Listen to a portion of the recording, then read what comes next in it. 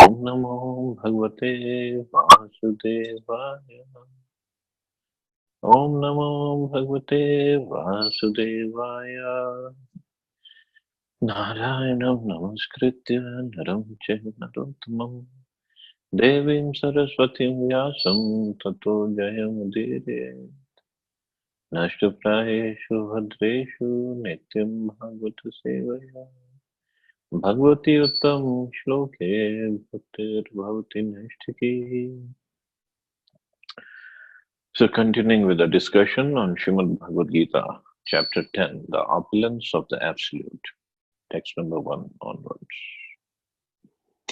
Shri Bhagwan Uvacha Bhuya Eva Mahabaho Shrinu Me Paramam Vachaha Yatte Aham Priyamanaya Vakshyami Hitkamyaya.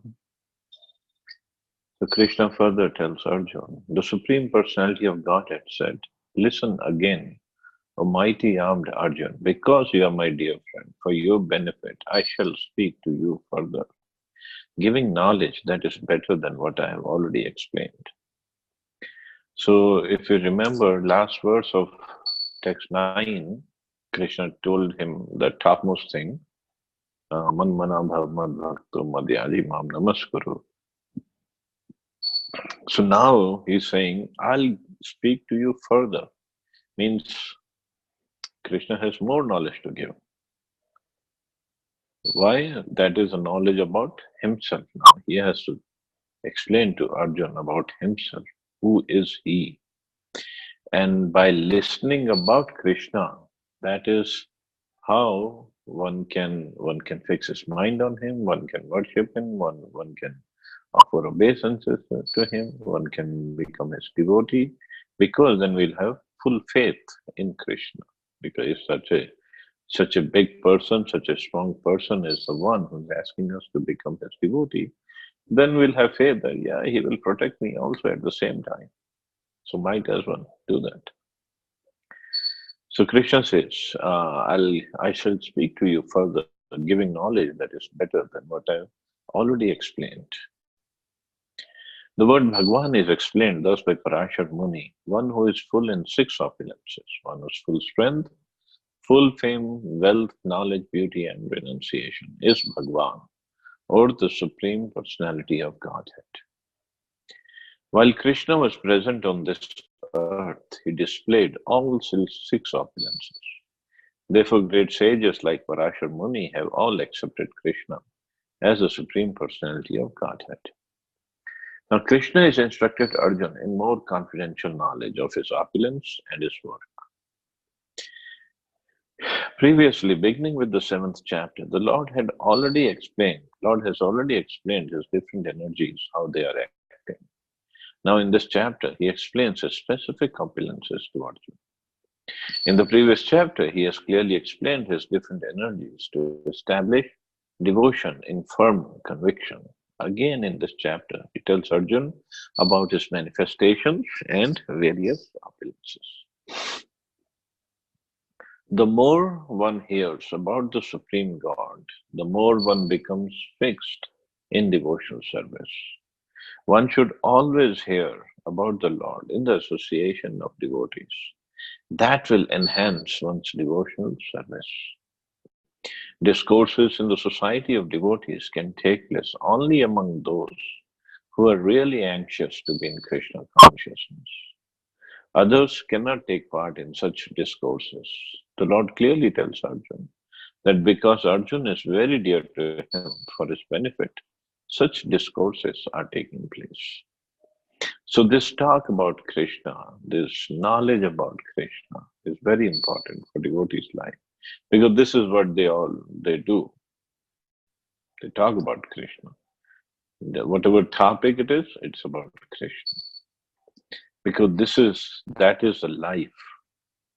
That's the life and soul of a devotee's life. There's nothing else in his life. Krishna himself says in 10th chapter only, further on the words will come. So let's see further. So he says, Krishna says, text number 2, Na me vidu surgana prabhavam na maharchaya aham adirhi devanam Maharshinam cha sarvashaha. Neither the hosts of demigods nor the great sages know my origin or opulences. For in every respect I am the source of the demigods and sages. Krishna says, neither the hosts of demigods or the great sages, they know my origin or my opulences. That's how confidential knowledge about Krishna is. And then there are some people who say, oh, I know Krishna. Who's Krishna? I know about him. They don't know anything about Krishna. Because to know about Krishna means to know about somebody who has infinite qualities, infinite opulences, infinite strength. How can we know about him? With a little tiny brain, we can know about him? No way. So that's why Krishna said, neither the demigods nor the great sages know my origin or opulences. In fact, anybody who knows anything about Krishna is only by the mercy of Krishna. And that too in a relationship with his surrender to Krishna. Krishna gives him mercy and Krishna lets him know about himself. That's all. There is no beginning or end of Krishna, and there is no limit to his opulences. So nobody can know fully about Krishna. As stated in the Brahma Samhita, Lord Krishna is the Supreme Lord. No one is greater than him. He is the cause of all causes. Here it is also stated by the Lord personally that he is the cause of all the demigods and sages. So he says clearly, I am the source of the demigods and the sages. Even the demigods and great sages cannot understand Krishna. They can understand neither his name nor his personality. So, what's the position of so called scholars of this tiny planet? No one can understand why the Supreme God comes to the earth as an ordinary human being and executes such wonderful, uncommon activities. One should know that scholarship is not the qualification necessary to understand Krishna. Even the demigods and the great sages have tried to understand Krishna by their mental speculation, and they have failed to do so. In the Srimad Bhagavatam also it is clearly said that even the great demigods are not able to understand the Supreme Personality of Godhead. They can speculate to the limits of their imperfect senses and can reach the opposite conclusion of impersonalism, of something not manifested by the three qualities of material nature. Or they can imagine something by mental speculation, but it's not possible to understand Krishna by such foolish speculation. So we can only speculate about Krishna. Oh, Krishna could be like this, Krishna could be like that. But it's impossible to know Krishna by this kind of foolish speculation. It's we have very, very tiny, limited intelligence. There's no way. Like Krishna says, even the demigods and great sages, they don't know me. Here the Lord indirectly says that if anyone wants to know the absolute truth, here I am, present as the Supreme Personality of Godhead. I am the Supreme. One should know this, although one cannot understand the inconceivable Lord who is personally present. He nonetheless exists. So it's inconceivable Lord who's personally present, and he was present on the chariot of fortune. We can actually understand Krishna, who is eternal, full of bliss and knowledge, simply by studying his words in the Bhagavad Gita and Srimad Bhagavatam. The conception of God as some ruling power or as an impersonal Brahman can be reached by persons who are in the inferior energy of the Lord. But the personality of Godhead means the Bhagwan feature cannot be conceived unless one is in the transcendental position. Because most men cannot understand Krishna in his actual situation, out of his causeless mercy, he descends to show favor to such speculators. So, he descends to show favor to such speculators. Yet, despite the Supreme Lord's uncommon activities, these speculators, due to the contamination in the material energy, means due to their being bound by Maya, still think that the impersonal Brahman is the supreme. Only the devotees who fully surrendered unto the Supreme Lord can understand, by the grace of the Supreme Personality, that He is Krishna. The devotees of the Lord do not bother about the impersonal Brahman conception of God. Their faith and devotion bring them to surrender immediately unto the Supreme Lord. And out of the causeless mercy of Krishna, they can understand Krishna.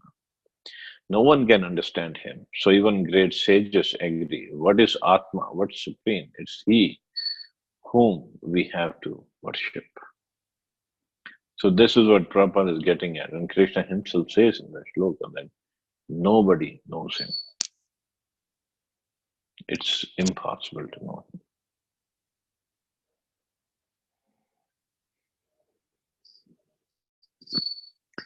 Just like once Durvasa Muni, Krishna was in Braj, and Durvasa Muni went there and he wanted to find out who Krishna is. So he sat there, Krishna was playing with his cowherd boyfriends. And Durvasa Muni sat there watching him, a little boy, and Durvasa Muni said, he cannot be God, he's just a little boy. And Krishna saw him, Krishna came to close to Durvasa Muni, and then like I think it was a noon time, at afternoon time. So Durvasa Muni was tired, so he entered Durvasa Muni's. No. I'm sorry. Krishna yawned. Yeah, it was after the lunch. So Krishna yawned like he was going to sleep, take a sleep, and Durvasa Muni with the breath, he went inside the body of Krishna. And in his body, he saw the whole Brahmand, and he went over everything, all the planets. And again, he saw Krishna was yawning in Braj. And when Krishna exhaled, Durvasa Muni came out of his mouth. And he again saw himself sitting under the tree, and he saw Krishna with his cowherd boyfriends having lunch and having fun. So then Durvasa Muni understands that Krishna is not an ordinary person. He is the Supreme Lord himself.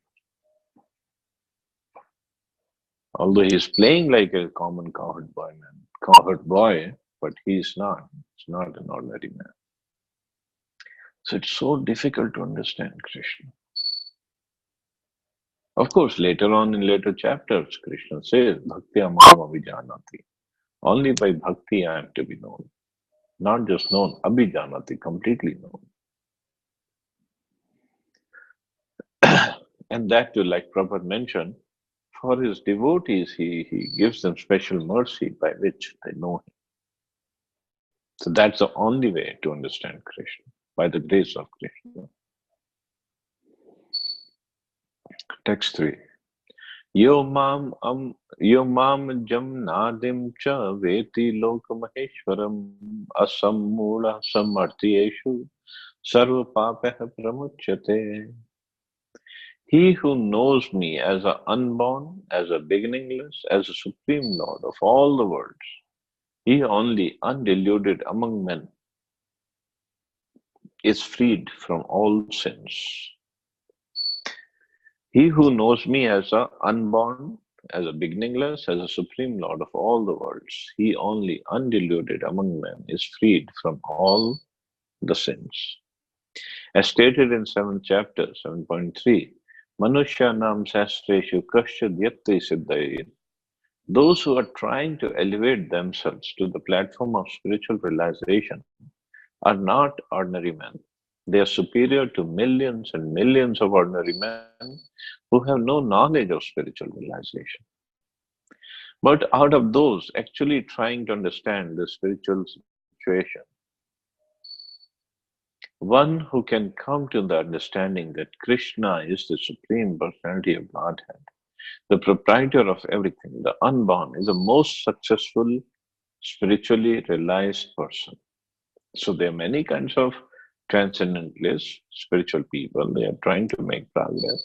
Prabhupada, this is why, because Krishna says, Manushya nam sahasreshu kashidyati siddhai yattam api siddhanam kashin mam vetti tattva.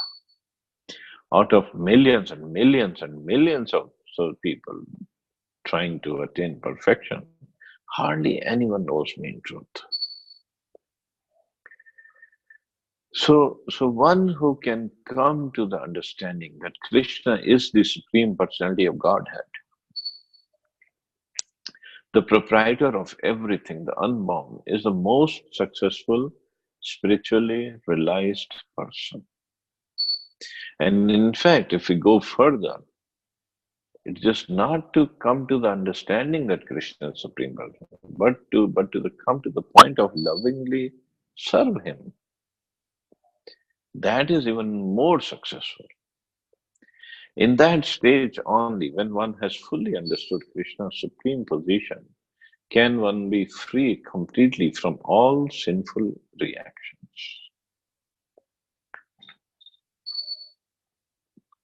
So why one fully understands Krishna's supreme position?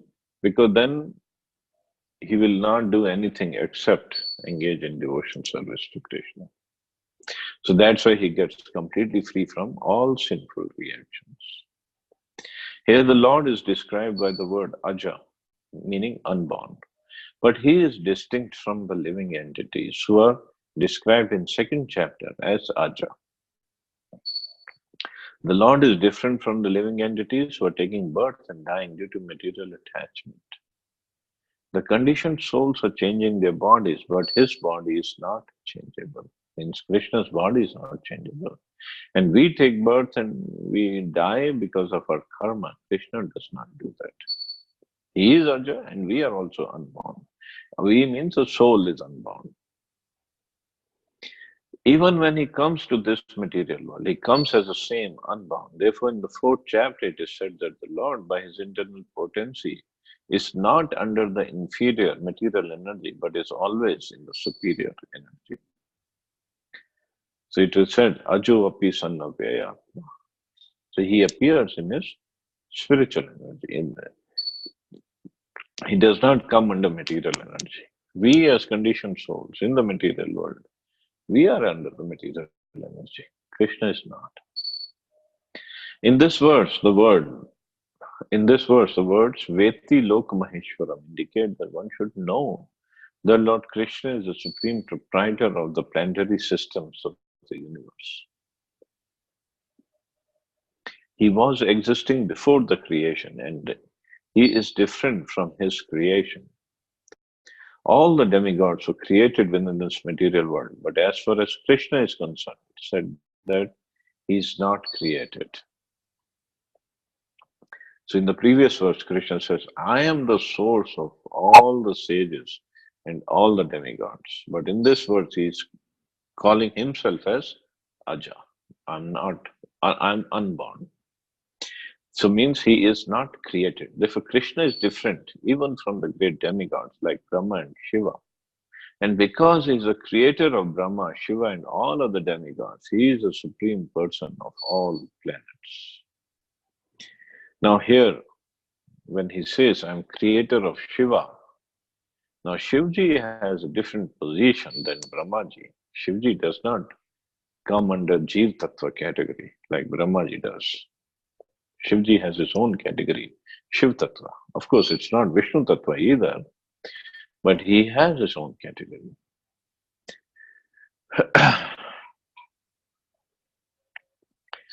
Shri Krishna is therefore different from everything that is created, and anyone who knows him as such immediately becomes liberated from all sinful reactions.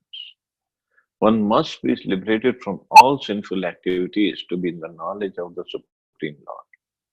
Only by devotional service can he be known and not by any other means, as stated in the Bhagavad Gita. One should not try to understand Krishna as a human being. As stated previously, only a foolish person thinks him to be a human being. This is again expressed here in a different way. A man who's not foolish, who's intelligent enough to understand the constitutional position of the Godhead is always free from all sinful reactions.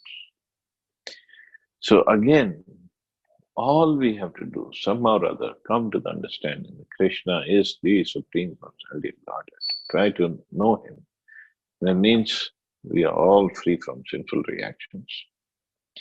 Why? As I said, because one who knows Krishna, he cannot do anything except serve Him.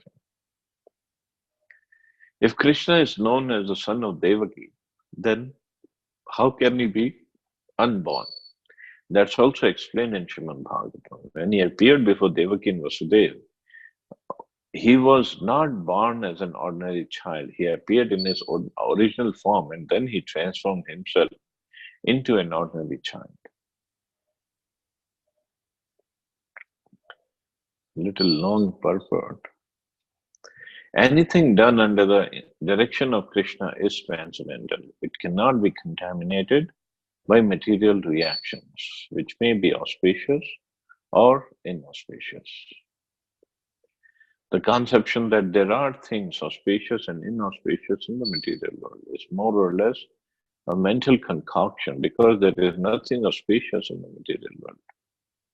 Everything is inauspicious because the very material nature is inauspicious. We simply imagine it to be auspicious. Real auspiciousness depends on the activities in Krishna consciousness, in full devotion and service. Therefore, if we at all want our activities to be auspicious, we should work under the directions of the Supreme Lord. Such directions are given in authoritative scriptures such as Srimad Bhagavatam and Bhagavad Gita. Because the spiritual master is representative of the Supreme Lord, his direction is directly the direction of the Supreme Lord.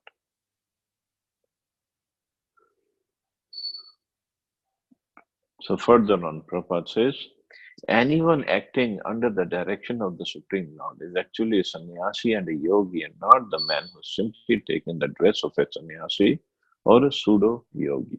Means sannyas means to give up the idea of that this is mine and that is mine. That is actual sannyas, renunciation. And yogi means one who is connected with Krishna in every way. So any way we act under the direction of the Supreme Lord means then we are not attached to the fruits of the activities and also we are completely connected with Krishna. So means then that person is actually a sannyasi and a yogi. Why the sannyasi and yogi word is coming here? Because it's not in the shloka.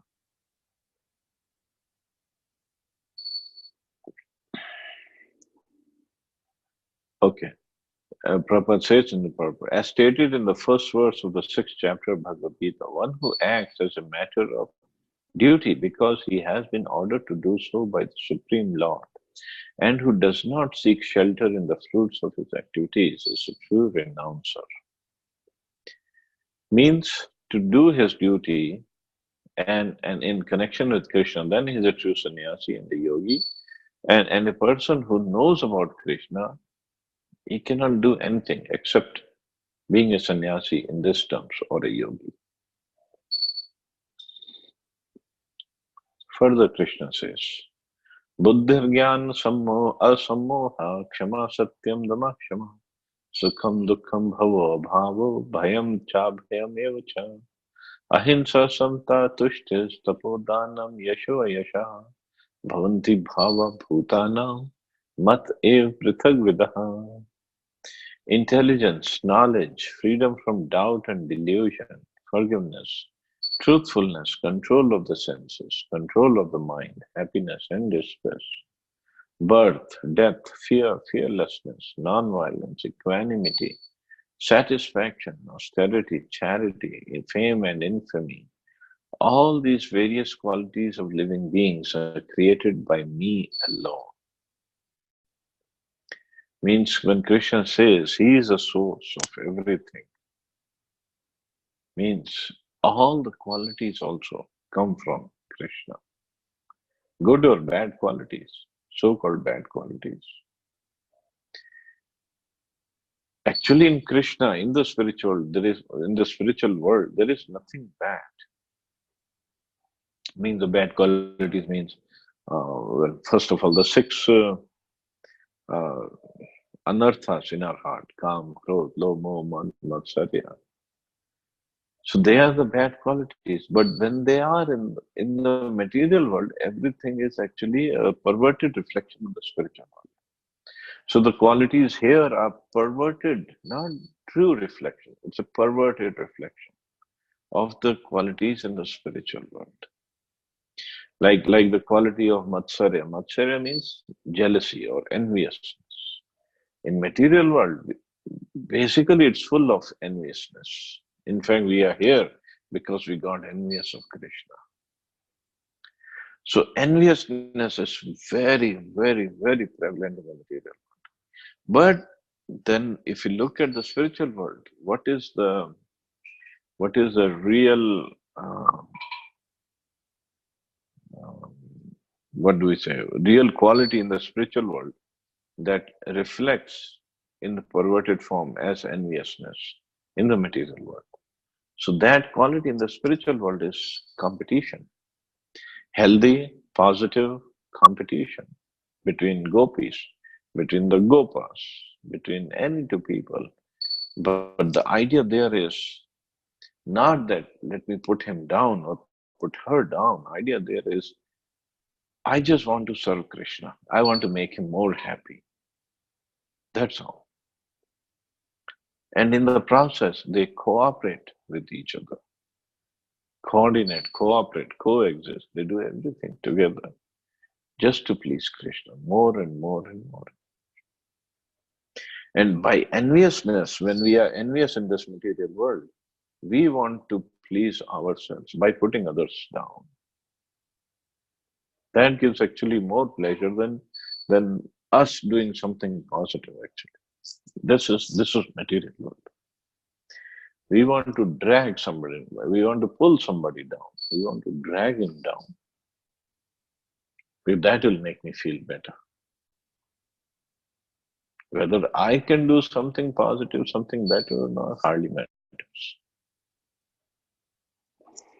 So that is enviousness. Similarly, other qualities. But here Krishna says, all these various qualities, fame and infamy. Infamy also, he says, created by me alone. The different qualities of the living entities, be they good or bad, are all created by Krishna. And they are described here. Intelligence. So Prabhupada describes each and every quality, little bit definitions are given. Intelligence refers to the power to analyze things in the proper perspective. And knowledge refers to understanding what is spirit and what is matter. So that is real knowledge. Ordinary knowledge obtained by a university education pertains only to matter, and that is not accepted here as knowledge. Knowledge means knowing the distinction between spirit and matter. In modern education, there is no knowledge about spirit. They are simply taking care of the material elements and bodily needs. Therefore, academic knowledge is not complete. It's not a waste. Prabhupada didn't say it's a wastage of time, but it's not complete because it doesn't talk about spirit soul. And what is intelligence? Intelligence is a power to analyze things in the proper perspective.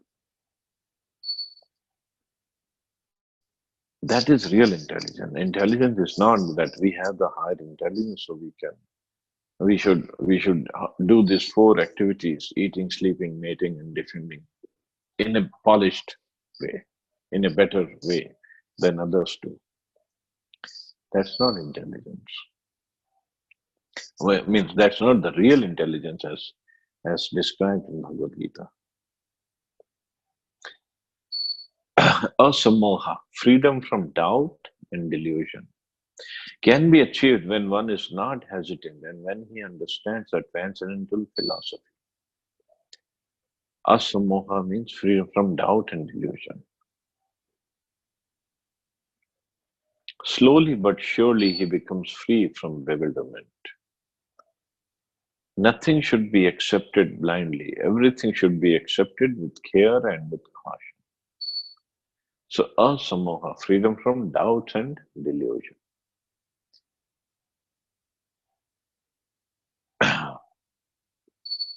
So that can only happen when one understands the transcendental philosophy. Kshama. Kshama means tolerance and forgiveness. So Kshama doesn't mean only forgiveness. Tolerance and forgiveness should be practiced. One should be tolerant and excuse the minor offenses of others. Satyam, truthfulness, means that facts should be presented as they are for the benefit of others. Facts should not be misrepresented. According to social convention, it's said that one can speak the truth only when it is palatable to others. But that is not truthfulness. The truth should be spoken in a straightforward way so that others will understand actually what the facts are. If a man is a thief and if people are warned that he is thief, that is truth. Although sometimes the truth is unpalatable, one should not refrain from speaking it. Truthfulness demands that the fact is presented as they are for the benefit of others. That's the definition of truth. So again, the crux of this line is facts to be presented as they are for the benefit of others, not just to put anybody else down or show him his place or whatever. And of course, here Prabhupada says, if people are warned that he's a thief, that is truth. If a man is a thief, and if people are warned that he is a thief, that is truth. True. It is true. It is true. But at the same time, we have to see, is it going to benefit anybody or not?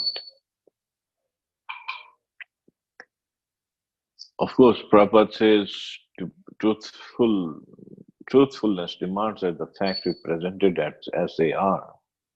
But at the same time, in other places, it is mentioned, Satyam Bruvat Priyam Bruvat means speak the truth, but speak it palatably, speak it nicely. So the idea is the other person should be able to accept it, should be able to take it.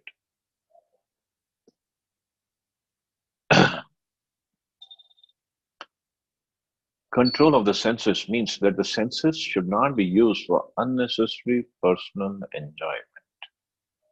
There is no prohibition against meeting the proper needs of the senses, but unnecessary sense enjoyment is detrimental for spiritual advancement. Therefore, the senses should be restrained from unnecessary use. Similarly, one should restrain the mind from unnecessary thoughts. That is called shama. One should not spend one's time pondering over earning money. That is misuse of the thinking power. The mind should be used to understand the prime necessity of human beings, and that should be presented authoritatively. The power of thought should be developed in association with persons who are authorities in the scriptures, saintly persons, and spiritual masters, and those whose thinking is highly developed.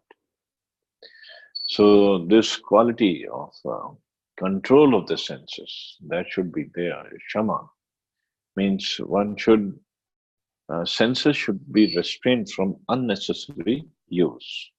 In fact, if you remember in text chapter 2, where Arjun was asking about this Drid, uh, what was that? Drid Pratigya Muni. So, in that, the example Krishna gave was a person who is like that. He controls his senses just like a tortoise withdraws his limbs inside the body, inside the shell, when the limbs are not used.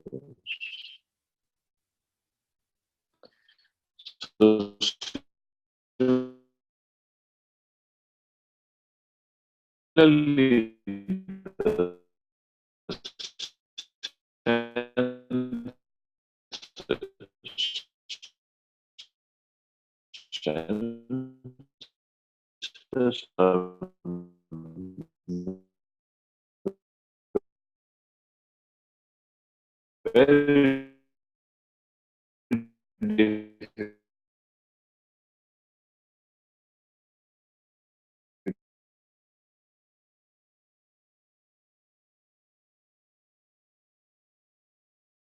to control. We have to withdraw our authority developing as a saintly person.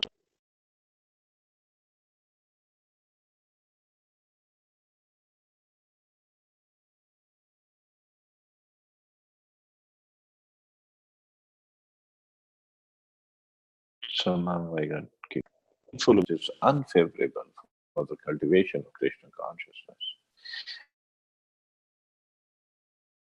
Anything favorable for the development of Krishna consciousness should be accepted, and anything unfavorable should be rejected. Then Prabhupada further explains, bhav. Bhav means birth, should be understood to refer to the body. As far as the soul is concerned, there is neither birth nor death. Birth and death apply to one's embodiment in the material world. Fear is due to worrying about future. A person in Krishna consciousness has no fear because by his activities, he is sure to go back to the spiritual sky, back home, back to Godhead. Therefore, his future is very bright. Others, however, do not know what their future holds. They have knowledge of what the next life holds. So they are, therefore, in constant anxiety.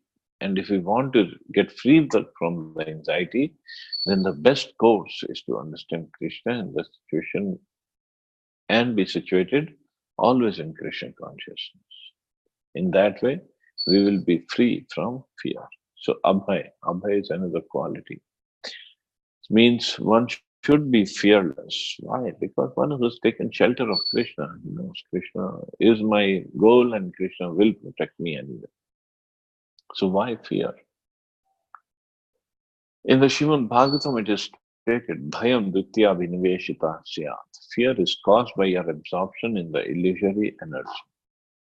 But those who are free from the illusory energy, those who are confident that they are not the material body, and they are spiritual parts of the Supreme Personality of Godhead, and who are therefore engaged in the transcendental service of the Supreme God, have nothing to fear. The future is very bright. So fear is caused by absorption in the illusory energy. Bhayam dvitya bhiniveshita syat means dvitya. Dvitya means body and mind. One who is only abhiniveshita. Abhiniveshita means um, when one makes an investment or when one is completely absorbed in these two parts, body and mind, he will always be fearful because he's only thinking on the level of body and mind. My body, my mind, I have to give pleasure to my body, I have to give pleasure to my mind, I have to give some satisfaction to my mind. So that in that case, a person will always be fearful, always. But one who is completely surrendered to Krishna, Bhajuhu Reman, Shri Nandanandan, Abhay Charanaravindare, means by worshipping the lotus feet of Krishna, one becomes fearless. Because he knows Krishna will protect me anyway. Abhyam, fearlessness is possible only for one in Krishna consciousness. Then it's ahimsa, non-violence. Means that one should not do anything which will put others into misery or confusion. Material activities that are promised by so many politicians, sociologists, philanthropists, etc., do not produce very good result because the politicians and philanthropists have no transcendental vision in such a way that the full utilization of the body can be achieved. Human body is meant for spiritual realization, so any movement or any commissions which do not further that end commit violence on the human body. So violence is not that we kill an animal or we kill a person. That is violence. No.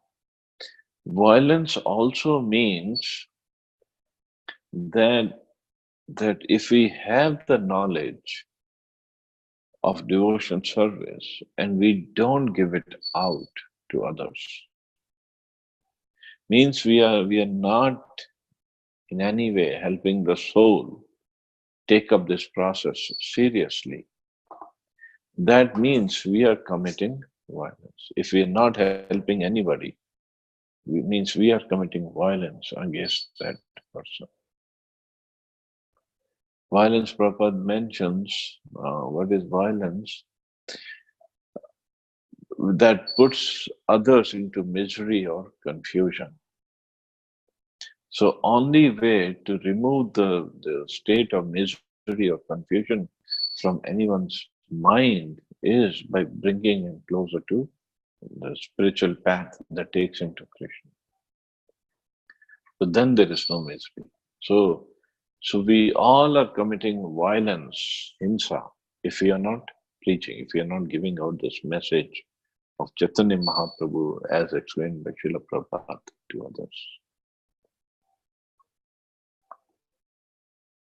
That which furthers the spiritual happiness of people in general is called non-violence. Samatha, equanimity, refers to freedom from attachment and aversion. To be very much attached to or to be very much detached is not the best. The material world should be accepted without attachment or aversion. That which is favorable for prosecuting Krishna consciousness must be accepted. That which is favorable for for making progress in Krishna consciousness should be accepted. So samta, equanimity means refers to freedom from attachment and aversion. So not getting attached to material things too much and not getting averted or hating those things. Because Prabhupada's writing, aversion is also another type of attachment. Tushti, satisfaction, means that one should not be eager to gather more and more from material power. One should be satisfied with whatever is obtained by the grace of the Supreme Lord. That's called satisfaction. But that doesn't mean one does not work. Work has to be done. But this is what Rupa Goswami says in Nectar of Instruction. Atyahar prayasascha prajalpo niyamagraha. Atyahar means over endeavor to achieve something mundane, material. That is atyahar. It doesn't mean no endeavor. It means don't do over endeavor.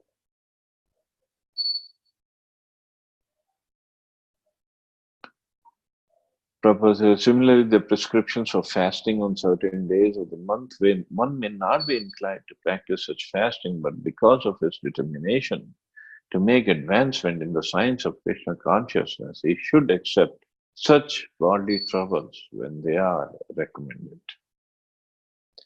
However, one should not fast unnecessarily or against Vedic injunctions. One should not fast for some political purpose that is described in Bhagavad Gita as fasting in ignorance. So fasting has to be done, but tushti, satisfaction, means not to work, not to be even eager to gather more and more by unnecessary activity. Then Prabhupada talks about charity. As far as charity is concerned, one should give 50% of his earnings to some good cause. And what's a good cause? It is that which is conducted in terms of Krishna consciousness. It's not only a good cause, but the best cause. Because Krishna is good, his cause is also good. This charity should be given to a person who is engaged in Krishna consciousness.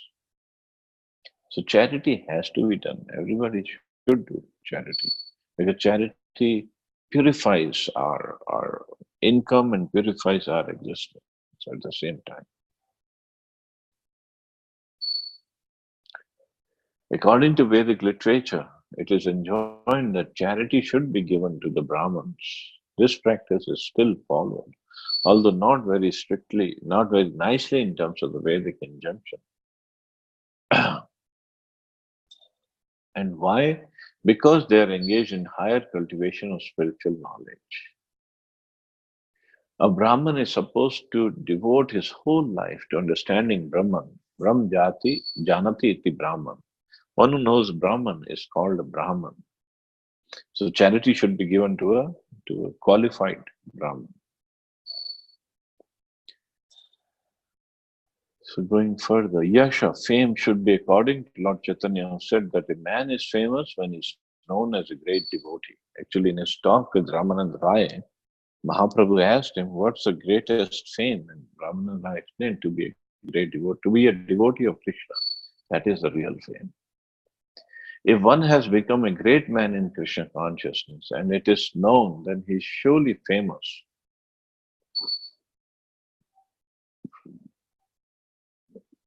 Prabhupada says all these qualities are manifest throughout the universe in human society and in the society of the demigods. Krishna creates all these qualities, but the person develops them himself from within. One who engages in devotional service of the Supreme Lord develops all good qualities as arranged by the Supreme Lord. Of whatever we find, good or bad, the origin is Krishna. Nothing can manifest itself in the material world which is not in Krishna. Therefore, that is knowledge. Although we know that things are differently situated, we should realize that everything flows from Krishna. So without Krishna, nothing is possible. All these qualities come from Krishna. And Prabhupada did say that uh, we have to develop those qualities in ourselves. We have to. So even the qualities come from Krishna, not just the um, material elements that we see: earth, water, fire, air, ether. And then the subtle body, mind, intelligence falls into. So this material, all the qualities also, they come from Krishna. Only thing that we have, that we really have on our own is a desire whether to serve Krishna or not to serve Krishna. So anyway, I'll stop here. See anybody has any questions or comments.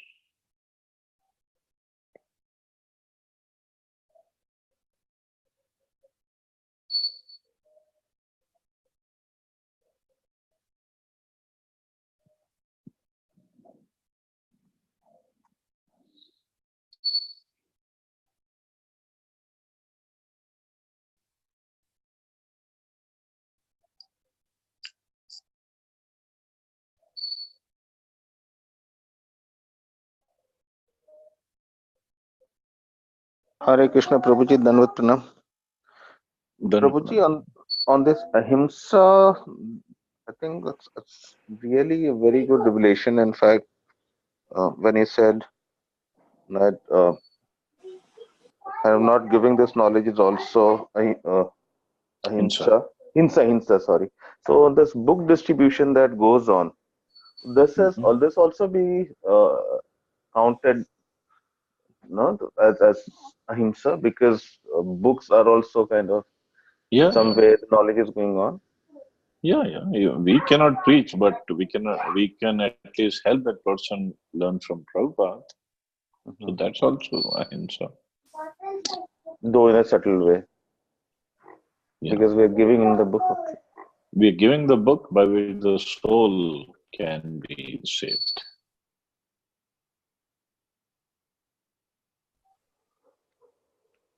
So that is preaching is part of ahimsa. Right? And Prabhuji, I have a question, in fact, related to this one only, but not related to what you taught today. Shall I go ahead and ask? Mm-hmm. Prabhuji, in fact, during last 3 weeks of book distribution, at least, in fact, on every day at least, I've encountered people when we go to their homes. So normally because it's Sunday, so people would say, मैं nonveg खाता हूँ या nonveg I am eating nonveg now और मैं nonveg खाता हूँ सो नहीं ले सकता अभी और आई ब्रॉट नॉनवेज सो नहीं ले सकता what should be the response in such situation sorry मतलब but loud We used to say, "Oh, don't worry, non-veg खाते हो ये book तो plastic में packed है." So we used to say, जब घर जाओ तो हाथ वाथ धो लेना तब इसको खोलना.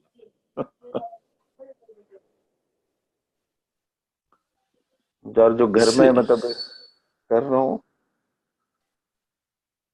हाँ तो बोलो ये तो plastic में packed है ना, so you're not really touching the book, you're just touching the plastic cover.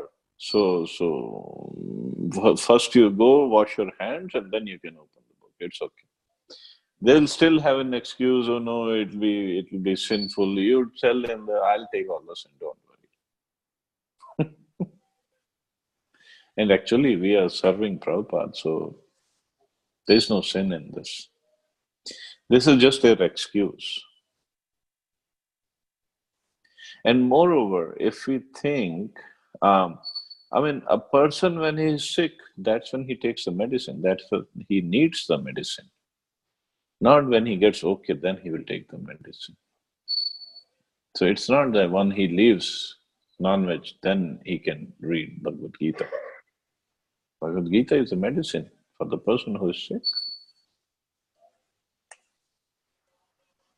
thank you Prabhuji and on the austerity part Prabhuji in fact normally what we see in the society today is the भंडारा लगा लो भंडारा लगा दिया और may be कबूतरों को खिला दिया and all those things. I mean, so and then donate in the orphanages and all. So Hmm. whereas we have always told कि ये सब good work है which will lead them to heavenly planets, but in fact, are they also not charity in any ways? I mean, Yeah, I mean, when we come to 18th chapter, we'll see charity in mode of goodness, in mode of ignorance, in mode of passion, and the charity in the transcendental charity. They're different. Idea is to do charity. So if they don't know anything better, whatever they're doing, it's fine. It's something they're doing at least. But we should know what's the best form of charity.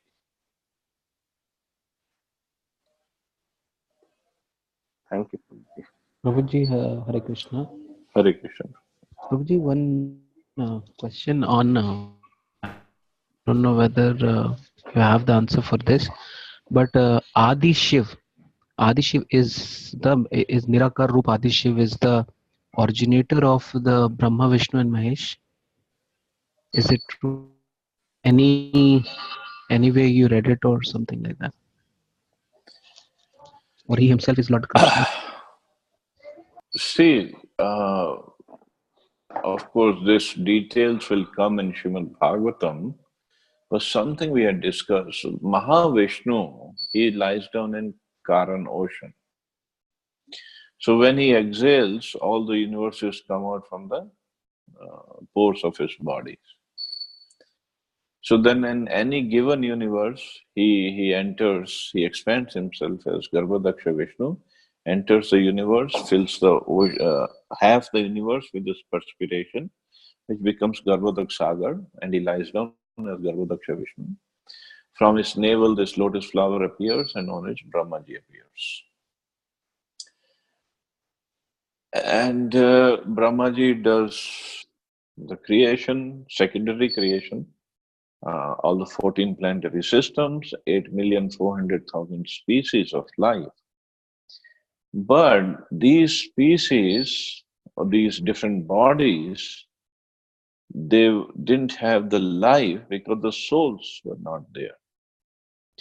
So the souls were in the body of Mahavishnu at the time of complete devastation. So all the souls they lie, they remain or they rest in the body of Mahavishnu. So when all these souls are needed in the universe, different universes, so the Mahavishnu just glances, just looks at the universe, and the souls they are brought in. Now Mahavishnu is Vishnu Tattva. Material energy is material. So Vishnu, Lord Vishnu does not ever come in contact with material energy. So to bring the souls from the body of Mahavishnu into the material universe, the glance, the looking is a uh, is a process. But that glance, the is personification of that glance is Sadashiv. So Sadashiv is like you can say it's non-different from Vishnu, but at the same time, the difference is the Sadashiv comes in contact with the material energy. It does not come under the influence of material. We have to understand this position of Shivji.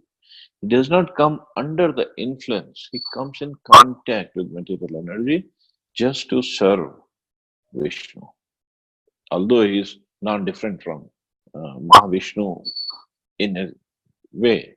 So Brahm Samhita has explained that the relationship between Vishnu and Shivji is like milk comes in contact with this culture and it becomes yogurt. So qualitatively, there is no difference in milk and yogurt. All the ingredients are the same.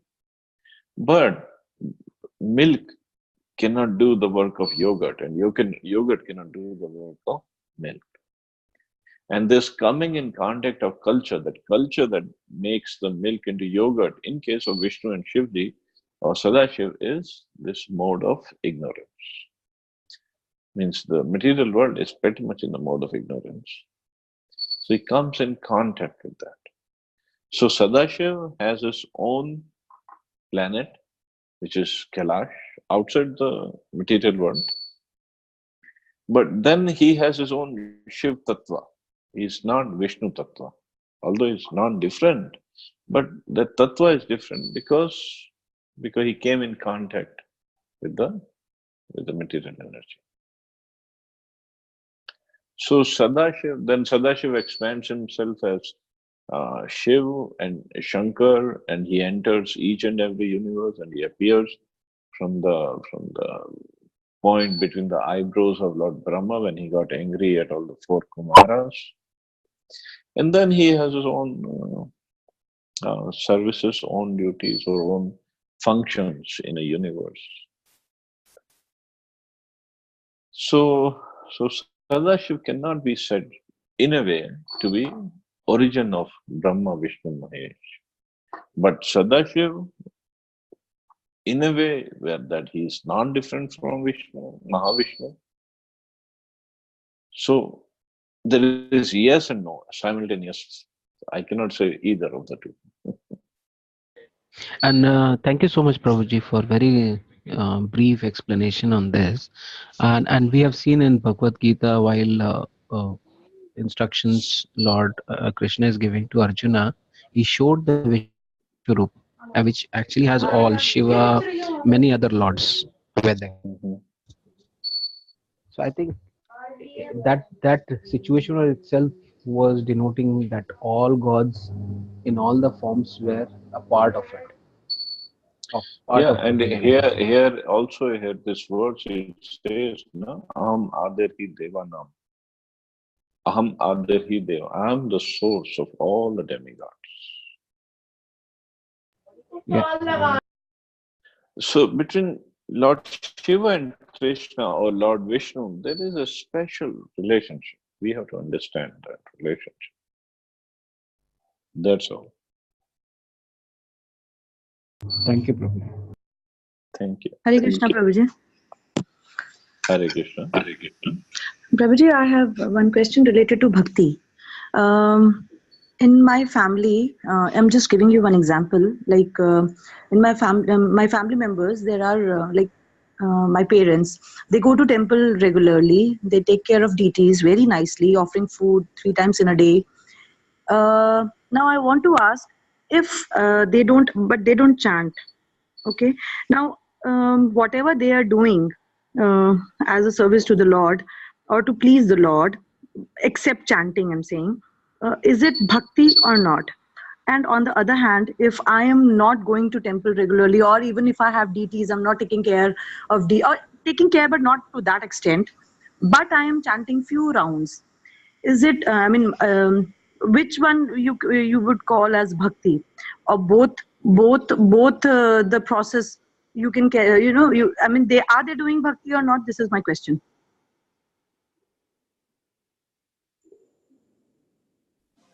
What is bhakti?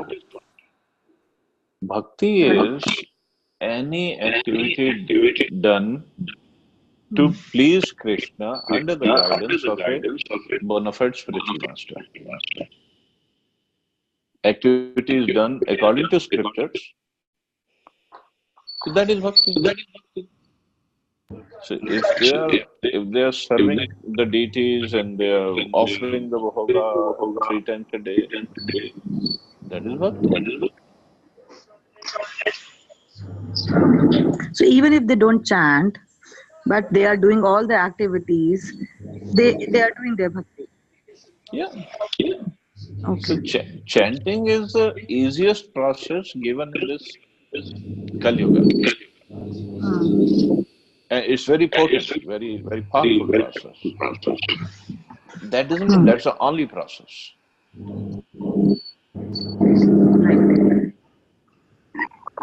Okay. Hare Krishna Prabhuji. Hare Krishna. Prabhuji, sorry, I'm asking another question. So, on what you explained to Vinay Prabhuji. So, from a Mahavishnu perspective, thanks for clarifying. So, but when it comes to Lord Krishna, so how will that be translated then? Because Mahavishnu is expansion of Lord Krishna. So we Yeah. can get a faint idea, but kindly explain how will that translate, Prabhuji? So Krishna's first expansion is Balramji. And then from Balramji comes Chaturvya, Sankarshan, Pradyumna, Aniruddha, and Vasudeva. From Sankarshan comes expansion as all the Narayan features, all the different Vishnu tattvas like Ram, Narsimhadev, Vamandev, Varahadev, and others. And then from Narayan comes second Chaturvyu, Sankarshan, Aniruddha, Pradyumna, and Vasudeva. And from second Sankarshan is a expansion of Mahavishnu. So Mahavishnu, all these expansions, they have different activities to perform. And Mahavishnu's activity is to produce all the material universes and to annihilate them. So this Mahavishnu, when his glands or his expansion, you can say, as Sadashiv comes in contact with material energy, and then all the creation, all the activities in the universe starts. So when we say expansion, they all have the same powers as Krishna, but they exhibit it differently according to the need at that time. And Brahma Samhita also explains, just like if we have a candle and we light up so many candles, all the candles will give the same candle power, but the original candle is still the original candle. That's all. So Krishna is the original candle. Thank you so much, Prabhuji. Hare Krishna, Prabhuji. Thank you so much. Hare Krishna. Thank you so much, Prabhuji, for all beautiful explanation of all different questions. Thank you so Thank much. you. Jai Srila Prabhupada. Thank you. I trust Subramaniam Prabhu to give Hare his Krishna. comments. Hare Krishna Prabhu. Thank you so much Hare for Krishna. beautiful Thank you. explanation. I really like your the way you patiently take questions and softly answer everything. I am a patient myself, that's why I can take everything patiently. No, no. Thank you so much. And Prabhuji, Thank so you, Prabhu. late at night at US, you are still taking questions. Really, we are so grateful, highly indebted, Prabhuji. Oh, Yes, come on. It's Don't only even 10 be able p.m. to It's repay. not that late. But still, you had a hard day and the day at office and still answering our questions. Thank you so much, Prabhuji. Don't think Okay. we'll be able to repay this debt. Oh, there is nothing. It's all my Repay debt to करना भी Srila नहीं है. Prabhupada. This is my payment to Srila Prabhupada. Okay. You all have a wonderful Saturday. Hare Krishna. Jai Srila Thank Prabhupada. Hare Krishna. Hare Hare Krishna. Krishna, Prabhuji. Jai Srila Prabhupada.